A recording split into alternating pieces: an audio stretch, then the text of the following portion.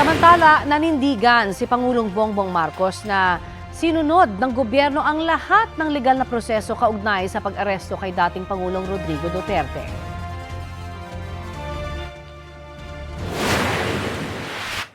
Sinasabi ng kampo ni PRRD na unlawful arrest daw itong ginawang pag-aresto sa kanya. Well, we followed every single necessary procedure, the very good basis on which to serve that warrant and to read him his rights.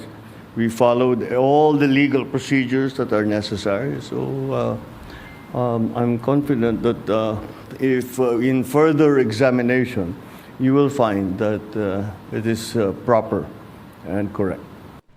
Sabi pa ng Pangulo, isinilbi ng Philippine National Police ang arrest warrant kay dating Pangulong Duterte dahil na rin sa hiling ng International Criminal Police Organization o Interpol.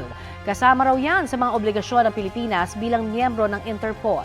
Paglilinaw ng Pangulo, walang kinalaman sa politika o sa eleksyon 2028 ang pagkakaaresto kay Duterte. I'm sure sasabihin nila yan. But this case started in 2017. So